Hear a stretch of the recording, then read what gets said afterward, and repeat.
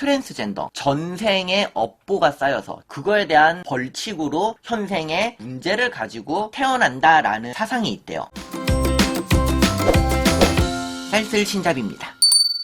오늘 쌀쓸신잡 주제는 뭐냐면, 보통 알려진 사실들이 태국에는 트랜스젠더가 많다라고 알려졌어요. 그러면은 진짜 많은가? 많다면 다른 나라에 비해 얼마나 많은가? 그리고 하나 더, 왜 트랜스젠더가 많은가? 이런 거 내용을 한번 해보도록 할게요. 제가 드리는 말씀은 여기저기서 찾아본 결과예요. 출처가 정확한 것은 출처를 말씀을 드리고, 제 뇌피셜은 제 뇌피셜이라고 말씀을 드릴게요. 그리고 추정치는 추정치라고 말씀을 드리면서 한번 얘기를 해보도록 하겠습니다. 자, 그렇다면 태국에는 왜 트랜스젠더가 많은가? 먼저 짚어야 되는 게 뭐냐면은, 진짜 그러면 태국에는 트랜스젠더가 다른 나라보다 많은가? 이거부터 살펴보고 가야 돼요. 근데 태국의 트랜스젠더들에 대한 인구수? 그런 정확한 통계가 존재하진 않아요. 하지만 그나마 좀 신뢰할 수 있을 만한 그런 자료가 뭐가 있냐면은, 홍콩대학에서 한 연구 논문이 하나 있습니다. 그 홍콩대학에 나온 논문에 따르면 1996년도에는 태국인 3,000명당 한 명이 트랜스젠더라고 나왔어요. 대충 0.03% 정도 됩니다. 근데 이제 그나마 최근 조사예요.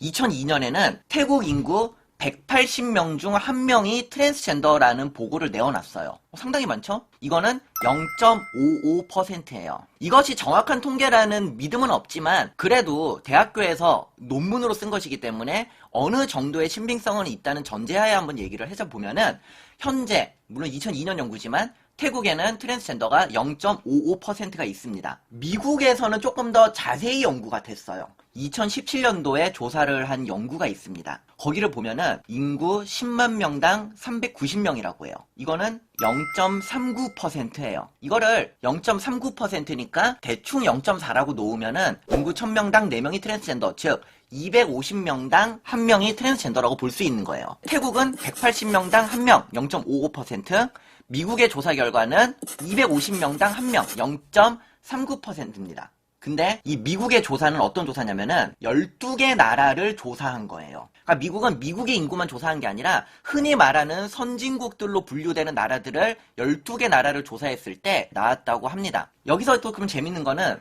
이거를 한국에 대입하면은 대충 20만 1370명의 트랜스젠더가 있다고 추정을 해요. 이 정보들이 얼마나 정확한지 모르겠지만 이것을 믿는다고 전제를 하면은, 어쨌든 태국에는 트랜스젠더가 전 세계 평균에 비해서 좀 더 많은 건 사실이에요. 즉 태국은 다른 나라보다 0.16%의 트랜스젠더가 더 많습니다. 이거를 비율로 따지면 태국의 트랜스젠더는 다른 나라 전 세계 평균보다 1.4배가 많아요. 근데 이 수치에서 조심해야 되는 건 뭐냐면요, 이 수치에는 본인이 트랜스젠더임을 부정하며 살아가는 사람들은 제외되었을 수가 있어요. 무슨 말이냐면은 40살에 트랜스젠더 생활을 시작하는 분도 있고 50살에 시작하는 분도 있을 거란 말이야. 근데 그 예를 들면 40살인 분들이 20대 30대 때는, 그러니까 나는 트랜스젠더야, 나는 40살에 수술을 할 거야 라면서 살 수도 있지만, 그거를 부정하면서 살 수도 있어요. 사회 분위기라든가 학습의 결과로 내가 이상한 거야, 나는 평범한 남자로 살 거야 이러면서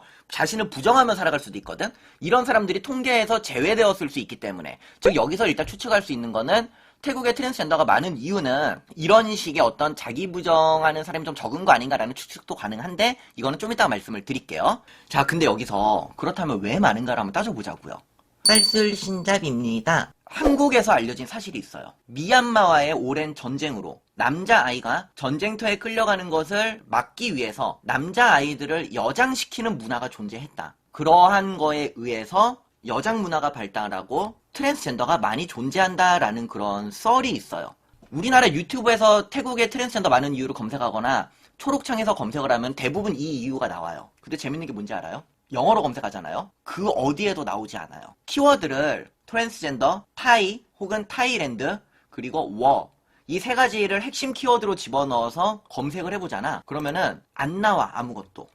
정말로 하나도 안 나와요. 구글링으로, 물론 내가 못했을 수도 있는데, 그러니까 신기하잖아. 이상하네. 딱 하나 찾은 게 카더라가 있어요. 카더라. 베트남과의 전쟁 때 미군들을 위해서 뭐 남자아이들을 여장시켰다, 이런 썰이 있긴 한데, 이거는 그냥 누군가가 댓글로 달아놓은 썰이더라고.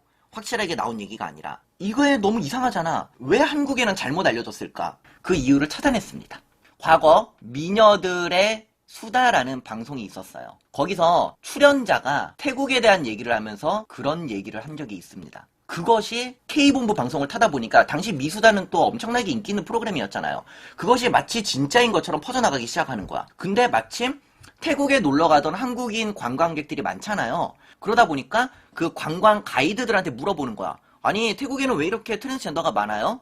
그랬더니 그 관광 가이드가, 그 한국인이겠죠? 미수다에서 들었던 내용. 아, 여기 태국은요, 옛날부터 뭐 미얀마의 전쟁으로 남자아이들을 여장시키던 풍습이 남아서 이렇게 지금 트랜스젠더가 많아요. 라고 말을 하기 시작했어. 그게 점점 퍼져서 지금 마치 썰이 진짜인 양 한국에서만 돌고 있는 거예요. 근데 여기서 되게 맹점이 아까 말씀드렸지만 태국의 트랜스젠더는 다른 나라의 1.4배 밖에 안 돼요. 물론 많은 건 사실이야. 다른 나라보다. 근데 이렇게 생각하시면 돼요. 태국 가서 관광지 가서 트랜스젠더 10명을 봤어. 그게 1.4배 많은 거면은 한국에서 한 6, 7명은 봐야 될 거 아니야. 근데 여러분 살면서 트랜스젠더 6, 7명 본 적 없을걸 어지간하면?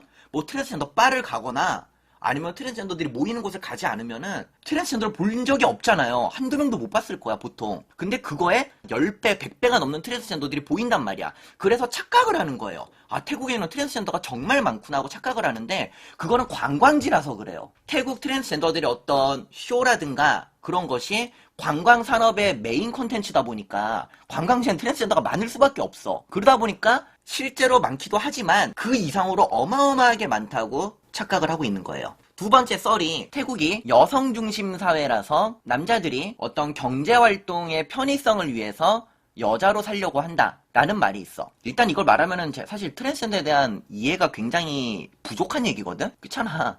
고작 그런 이유 때문에 수술을 한다고? 목숨을 거는 일인데, 내 인생을 거는 일인데 고작 그런 이유 때문에 수술을 해? 근데 이거는 또 완전히 틀린 말이라고는 할 수도 없는 것 같은 게, 왜냐면 여성 중심 사회라는 거는 여러분 반대로 말하면 성에 대한 차별이 없는 사회라는 말도 돼요. 이거는 제 뇌피셜입니다. 지금 말하는 거는 성에 대한 차별이 없다는 게 여성에 대한 차별도 없고 남성에 대한 차별도 없고 거기에 연장선으로 트젠에 대한 차별도 없다라는 식으로 조금 확대 해석을 할 수도 있지 않나 라는 그런 추측은 가능해요. 대표적으로 알려진 이 두 가지 이유들, 그 중에 미얀마 썰은 잘못됐고 뭐 여성 중심 사회다, 이거는 뭐 굳이 틀린 말은 아닌 것 같다 이렇게 나오는데, 그렇다면 조금 더 납득이 되게 왜 많은 거예요? 자, 이 부분에 대해서는 연구 결과를 찾은 거에다 제 추측을 덧붙여서 좀 말씀을 드릴게요. 제 말이 무조건 팩트가 아닐 수 있습니다, 여러분. 태국은 기본적으로 트랜스젠더에 대해서 굉장히 친화적인 나라예요. 숫자로 말씀을 드리자면은 홍콩대학교 교육학부 연구 결과에 따르면 내 자식이 트랜스젠더라는 걸 알았을 때 인정한다, 지원하마,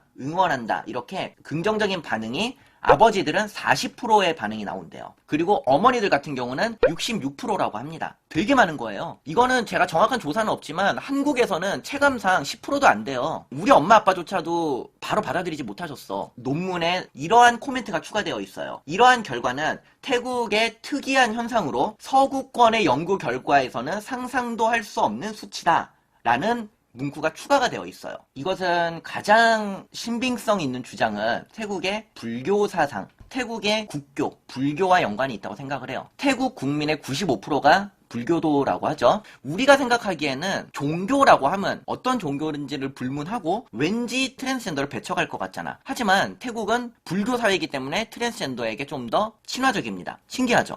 왜 그런지 말씀을 드릴게. 쌀쓸신잡입니다. 첫 번째, 불교 사상의 가장 기본은 윤회 사상이에요. 윤회 사상. 윤회라는 것은 이거야. 기본적으로 현생, 전생이 있고 전전생이 있고 뭐 후생이 있고 환생이 있고 계속 그러잖아. 불교에서 현생은 어차피 그저 지나가는 인생일 뿐이에요.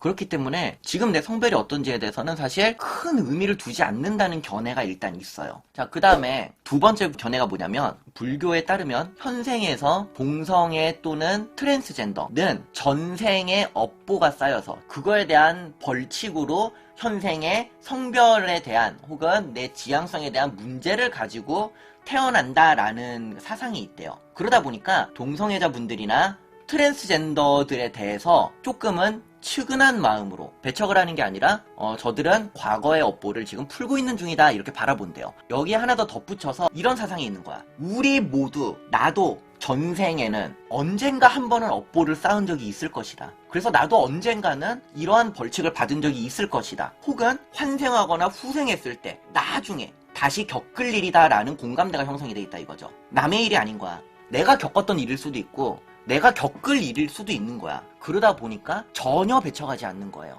공감 능력이 굉장히 뛰어나다고 봐야 되려나? 이제 여기서 하나 더 덧붙이자면은 종교적인 이유로 내려진 운명이므로 받아들여야 된다. 즉 타인이 왈가왈부할 것이 아니다라고 생각을 하고요. 하나 더 나아가서 내가 트랜스젠더로 태어났기 때문에 수술을 하는 것이 내 업보를 받아들이고 그것을 해결해 나가는 과정이다라고 생각을 하는 거고, 내가 업보로 인해 트랜스젠더로 태어났는데 그거에 저항하며 남자로 살려고 하는 거, 이것은 오히려 내 업보를 해결하지 않는, 업보를 더 쌓아가는 일이다라는 생각을 한대요. 그러다 보니까 트랜스젠더들 당사자 입장에서도 자신이 트랜스젠더로 사는 것에 대한 결정이 좀 더 수월하다고들 해요. 종교적인 이유를 떠나서 한 가지를 좀 더 살펴보면은 태국이란 나라 자체가 자유를 굉장히 중요시하는 나라예요. 태국이 영어로 타이랜드인 거 아시죠? 자유의 땅이라는 뜻이에요. 태국인은 태국어로 콘타이라고 부르는데 이거는 자유로운 사람이라는 뜻이래요. 태국의 국명에서부터 자유를 굉장히 소중하게 생각하는 나라이기 때문에 기본적으로 타인의 자유를 보장하는 쪽으로 발달이 된 거야. 그래서 아까 말한 종교적인 이유도 있고 이러한 사회적인 이유도 있고, 그러다 보니까 트랜스젠더들에 대한 시각이 굉장히 친화적인 거죠. 이러한 이유들로 인해서 태국은 인프라가 되게 잘 갖춰져 있어. 트랜지션, 즉 수술을 진행한 트랜스젠더가 외국보다 월등히 많아요. 한국은 트랜스젠더들이 숨어 살아. 그리고 잘 안 보여. 근데 태국은 대중매체 등에서 트랜스젠더가 좀 많이 노출되다 보니까 트랜스젠더에 대한 접근성이 좀 더 쉬운 거예요.